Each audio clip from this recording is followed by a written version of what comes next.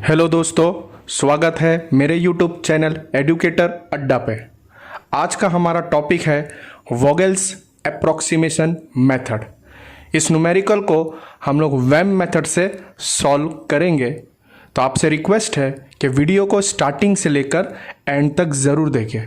बहुत सारे स्टूडेंट्स को ये मेथड टफ लगता है, बट मैं गारंटी देता हूँ इस वीडियो के बाद आपको वेम मेथड बहुत इजी लगने लगेगा।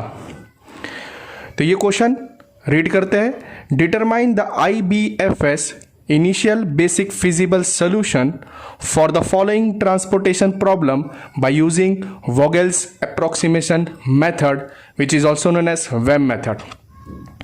क्वेश्चन के अंदर सिर्फ और सिर्फ ये सोर्स और डेस्टिनेशन वाला टेबल दिया रहेगा, जिसके अंदर आपकी डिमांड रहेगी और सप्लाई रहेगा। ये दोनों टेबल मतलब इतना ही टेबल दिया रहेगा। ये कॉलम पेनल्टी और रो पेनल्टी हमको सोल्यूशन के अंदर ऐड करना है। सबसे पहले कोई भी ट्रांसपोर्टेशन प्रॉब्लम सॉल्व करने से पहले हम लोग डिमांड और सप्लाई चेक करते हैं। डिमांड सप्लाई के इक्वल है तो ही हम एलोकेशन स्टार्ट करेंगे। इक्वल नहीं है तो हमें डमी रो या डमी कॉलम ऐड करना पड़ता है। अगर सप्लाई कम है तो हमें डमी रो ऐड करना पड़ेगा। अगर डिमांड कम है तो हमें डमी कॉलम ऐड करना पड़ेगा। तो चेक करते हैं कि सप्लाई की क्वांटिटी और डिमांड की क्वांटिटी इक्वल है कि नहीं। सप्लाई को समेशन कर रहा हूँ, सप्लाई को जब टोटल कर रहा हूँ तो 60 + 40 100 होता है। 100 + 70 170 हुआ। मतलब सप्लाई हमारा कितना दिया, 170 क्वांटिटी दिया हुआ है। डिमांड चेक करता हूँ तो 70 + 40 110 होता है, +60 170। इसका मतलब ये न्यूमेरिकल के अंदर ये बैलेंस्ड टाइप ट्रांसपोर्टेशन प्रॉब्लम है, जिसको हम लोग कह सकते हैं कि डिमांड और सप्लाई की क्वांटिटी दोनों सेम है और वो कितनी है, 170। अगर दोनों सेम नहीं रहते उसको अनबैलेंस्ड टाइप ट्रांसपोर्टेशन प्रॉब्लम बोला जाता है। उसको सबसे पहले बैलेंस्ड में कन्वर्ट करना पड़ता है। और बैलेंस्ड में कन्वर्ट कैसे करते हैं कि हमें डमी रो या फिर डमी कॉलम ऐड करना पड़ता है। बट ये क्वेश्चन बैलेंस टाइप है तो डायरेक्टली हम लोग एलोकेशन की बात करेंगे। वेम मेथड के अंदर हमको पेनल्टी लेकर एलोकेशन करना है। वेम मेथड को पेनल्टी मेथड भी कहा जाता है। तो हमें ये एक्स्ट्रा लाइन या एक्स्ट्रा हम लोग कह सकते हैं कि रो पेनल्टी का जगह हमको सोल्यूशन के अंदर बनाना पड़ेगा कि रो पेनल्टी और कॉलम पेनल्टी।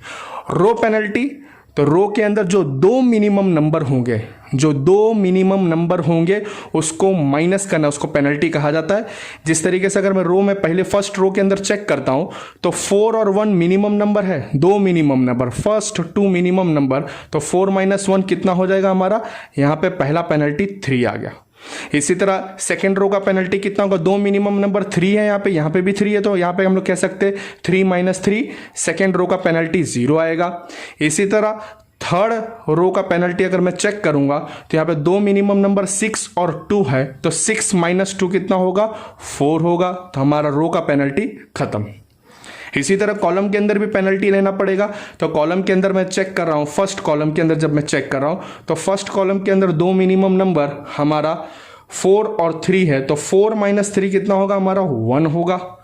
इसी तरह सेकेंड कॉलम के अंदर मैं जब चेक कर रहा हूं तो सेकेंड कॉलम के अंदर दो मिनिमम नंबर 4 और 2 है, तो 4 - 2 कितना होगा हमारा, 2 बचेगा। इसी तरह थर्ड वाले कॉलम के अंदर जब मैं चेक कर रहा हूं तो यहाँ पे दो मिनिमम नंबर 1 और 3 है, तो 1 - 3 कितना होगा, 2 बचे। मतलब 3 - 1 दो मिनिमम नंबर को माइनस करना इस तरीके से कि पेनल्टी पॉजिटिव में रहे। तो यहाँ पे पेनल्टी मैंने रो पेनल्टी ले लिया, कॉलम पेनल्टी ले लिया।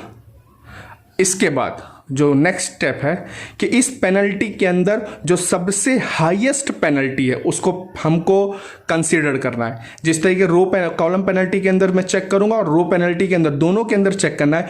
जो सबसे हाईएस्ट पेनल्टी है उसको हमको कंसीडर करना है, उसको पकड़ना है।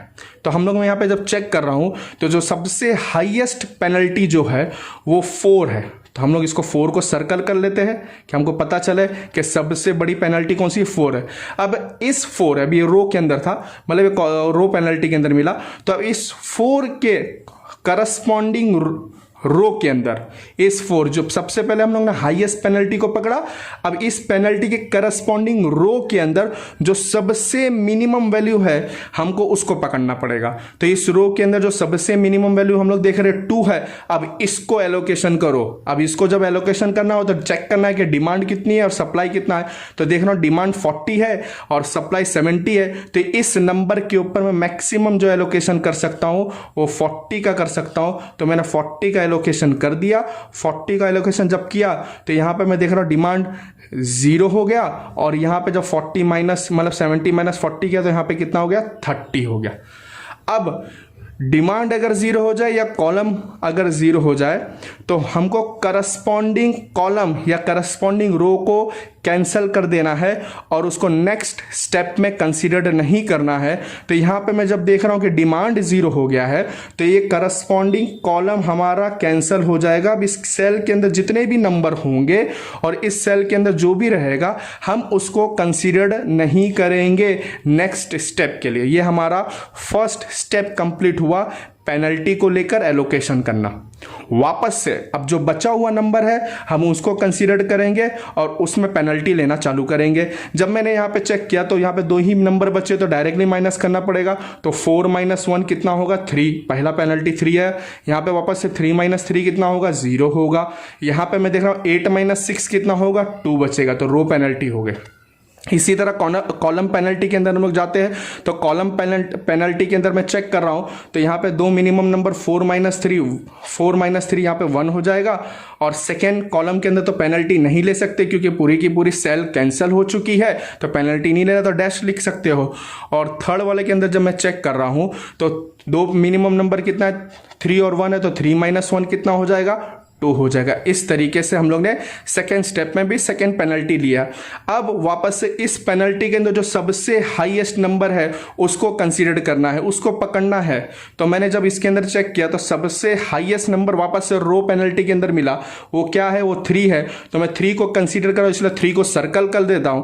सर्कल करने के बाद अब उस करस्पॉन्डिंग रो के अंदर जो सबसे मिनिमम वैल्यू है सेल के अंदर उसको कंसीडर करके एलोकेशन करना है। तो ये 3 सबसे हाईएस्ट नंबर था पेनल्टी का। अब पेनल्टी के बाद जो करस्पॉन्डिंग रो के अंदर जब मैंने चेक किया तो जो सबसे छोटा नंबर था 1 था।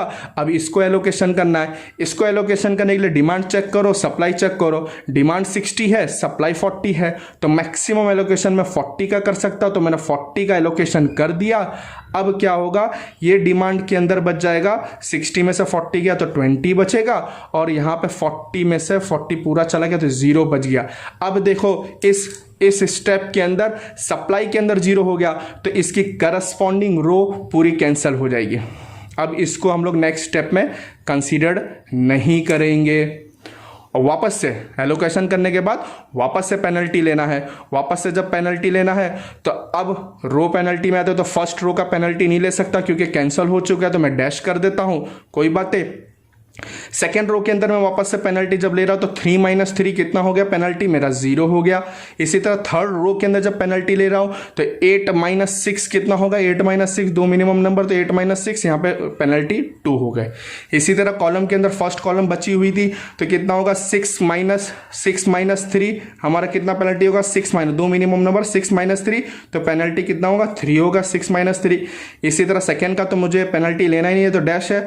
थर्ड वाले कॉलम के अंदर मैं जब चेक कर रहा हूं तो 8 माइनस 3 कितना हो गया 5 हो गया। अब मेरे पास पेनल्टी कितनी है 3 5 0 2। अब इस पेनल्टी के अंदर जो सबसे हाईएस्ट पेनल्टी उसको कंसीडर करना है, तो सबसे हाईएस्ट पेनल्टी कौन सी इसमें 5 है, तो मैंने 5 को कंसीडर किया तो सर्कल कर लिया हम लोग ने। अब इस हाईएस्ट पेनल्टी के करस्पॉन्डिंग रो या कॉलम के अंदर चेक करना, तो ये कॉलम के लिए था तो यहाँ पे मैं कॉलम के अंदर चेक कर रहा हूँ, उसके अंदर जो मिनिमम नंबर है उसको एलोकेशन करना है। तो 8 और 3 के अंदर मिनिमम नंबर कौन सा है 3 वाला मिनिमम नंबर है। अब इसको एलोकेशन करना, तो एलोकेशन करने के टाइम डिमांड और सप्लाई चेक करनी पड़ती है। तो डिमांड में देख रहा हूँ 20 बचा हुआ है, यहाँ पर सप्लाई 60, तो यहाँ पे मैक्सिमम एलोकेशन कितने का कर सकता हूँ मैं सिर्फ 20 का कर सकता हूँ। तो 20 एलोकेशन करने के बाद यहाँ पे करस्पॉन्डिंग 60 में से कितना बच जाएगा 40 बच जाएगा। 20 एलोकेशन कर दिया, यहाँ पे कितना बच जाएगा 0 बच जाएगा। अब ये 0 हो गया है, हमको पता है जो 0 हो जाएगा तो उस करस्पॉन्डिंग रो और करस्पॉन्डिंग कॉलम को कैंसिल करना है। तो यहां पे मैं क्या कैंसिल हो जाएगा मेरा कॉलम कैंसिल हो जाएगा, तो कैंसिल कर दिया। अब वापस से मैं जब पेनल्टी लेने की बात करूंगा तो पेनल्टी लेने का कोई चांस ही नहीं बचा, क्योंकि पेनल्टी जब मैं देख रहा हूँ कि सिर्फ 2 ही नंबर बचा है। हम चाहे तो डायरेक्ट एलोकेशन भी कर सकते हैं या फिर रूल्स के हिसाब से एलोकेशन करना है तो भी कर सकते हैं। यहाँ पे मैं क्या करूँगा, तो पहले अंदर डैश आ जाएगा, यहाँ पे 2 मिनिमम नंबर नहीं है, एक ही है, तो यहाँ पे पेनल्टी हमारी 3 बचेगी। यहाँ पे कितनी पेनल्टी बचेगी, 6 बचेगी।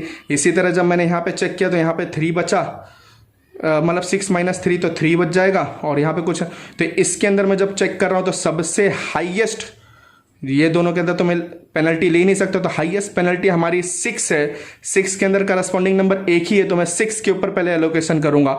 6 के ऊपर जब मैंने एलोकेशन किया तो 6 के ऊपर मैक्सिमम एलोकेशन कितने का, डिमांड 70 है और सप्लाई के अंदर 30 बचा, तो मैं मैक्सिमम एलोकेशन कितने का कर सकता हूँ, 30 का कर सकता हूँ।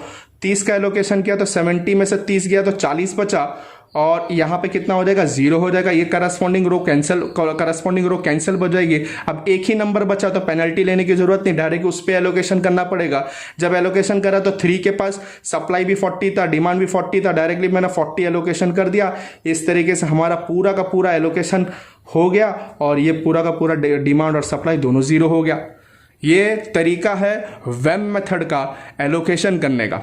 एलोकेशन करने के लिए कैसे, वापस से फास्ट रिपीट कर देता हूं। सबसे पहले पेनल्टी लेना है। पेनल्टी किस तरीके से रहेंगे, रो के अंदर जो 2 मिनिमम नंबर है उसको माइनस करना है। इसी तरह हर रो का पेनल्टी ले लो। इसी तरह कॉलम के अंदर जब पेनल्टी ले रहे हो तो वापस से 2 मिनिमम नंबर को माइनस करके पूरा का पूरा कॉलम का पेनल्टी लेना है। अब इस पेनल्टी के अंदर जो सबसे हाईएस्ट नंबर है उसको पकड़ना है। उसको पकड़ने के बाद उसके करस्पॉन्डिंग सेल के अंदर जो सबसे मिनिमम नंबर है उस पर एलोकेशन करना है। और एलोकेशन करने का तरीका आपको पता है, डिमांड और सप्लाई के अंदर चेक कर लेना है कि मैक्सिमम एलोकेशन कितना कर सकता है। एलोकेशन करने के बाद डिमांड में से माइनस कर दो या सप्लाई में से माइनस कर दो, जो भी वहां पे रहेगा इस तरीके से हम लोग माइनस कर सकते हैं। एलोकेशन करने के बाद हम लोगों को ट्रांसपोर्टेशन कॉस्ट फाइंड करना रहता है, जिसका नाम है टोटल कॉस्ट भी कहा जाता है। तो मैं टोटल कॉस्ट लिख देता हूं। इसको फाइंड करने का जो तरीका यह है कि जिस नंबर पे एलोकेशन है, जिस सेल के अंदर एलोकेशन हुआ है उसको उसके साथ मल्टीप्लाई करना है, प्लस दूसरे वाले सेल के साथ प्लस करते जाना है। दूसरे वाले सेल का भी ऐसे ही कि जो नंबर सेल है और जो एलोकेशन है उसके साथ मल्टीप्लाई करना है। तो हम लोग चेक करते हैं,